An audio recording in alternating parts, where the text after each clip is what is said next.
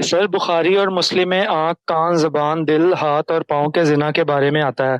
پھر شرمگاہ اس کی تصدیق کرتی ہے یا تکذیب کرتی ہے، اور قرآن میں توبہ نہ کرنے کی صورت میں زنا کی سزا ہمیشہ کی جہنم آئی ہے۔ آنکھ، کان اور زبان کا زنا بھی سر اسی زمرے میں آتا ہے؟ اگر نہیں تو پھر گناہ کے لحاظ سے اس کا کیا درجہ ہے؟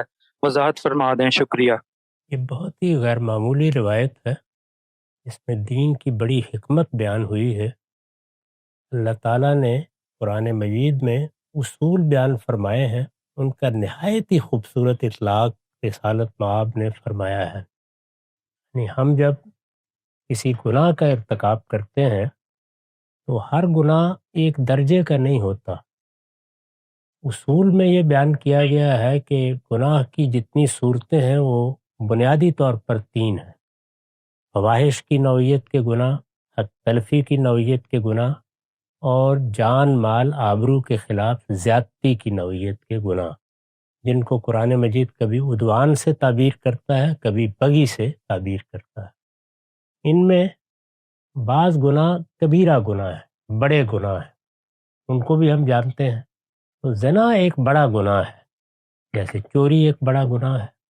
اسی طرح قرآن مجید نے شرک اور قتل کے بارے میں بھی یہی کہا ہے۔ شرک تو سب سے بڑا گناہ ہے، اس کے بعد کسی شخص کو ناحق قتل کر دینا ہے۔ ان گناہوں کے کچھ مبادی، کچھ مقدمات بھی ہوتے ہیں، یعنی گناہ کی طرف جب انسان بڑھتا ہے تو وہ گناہ کو آخری درجے میں کر لینے تک بعض مراحل سے گزرتا ہے۔ ان مراحل میں کبھی ہماری آنکھیں کام کرتی ہیں، کبھی ہاتھ کام کرتے ہیں، کبھی پاؤں کام کرتے ہیں۔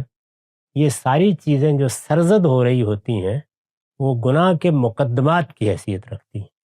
تو گناہ کے مقدمات کو قرآن مجید سیئات سے تعبیر کرتا ہے۔ رسول اللہ صلی اللہ علیہ وسلم نے یہ انہی کے بارے میں فرمایا ہے کہ تمہارے ہاتھ، تمہاری نگاہیں، تمہاری زبان، یہ سب گناہ کے مقدمات میں اپنا اپنا حق ادا کر رہی ہوتی ہیں، اور اس کے لیے یہ جواب دہ بھی ہیں۔ لیکن اللہ کا بڑا کرم اور بڑی عنایت ہے کہ اس نے یہ خوشخبری دی ہے کہ اگر تم بڑے گناہوں سے بچتے رہو گے، یجتنبون کبائر الاسم والفواحش، تو نکفر عنہم سیئاتہم، یہ جو سیئات ہیں یہ اللہ تعالیٰ فرماتے ہیں ہم معاف کر دیتے ہیں۔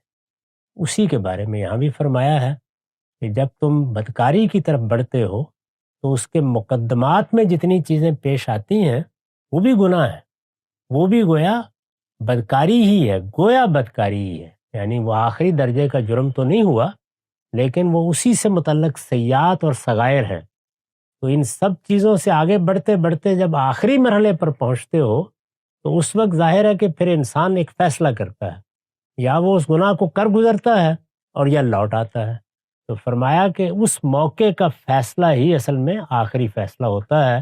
اگر تم لوٹ آئے تو اللہ یہ نیچے بھی سب چیزیں معاف کر دیتا ہے، اور اگر تم نے ارتکاب کر ڈالا تو پھر ان میں بھی ماخوذ ہو جاؤ۔ تو اس طرح گویا آپ نے بتایا کہ سیئات اور کبائر کے درمیان کیا تعلق ہوتا ہے، وہ بیان کیا گیا ہے۔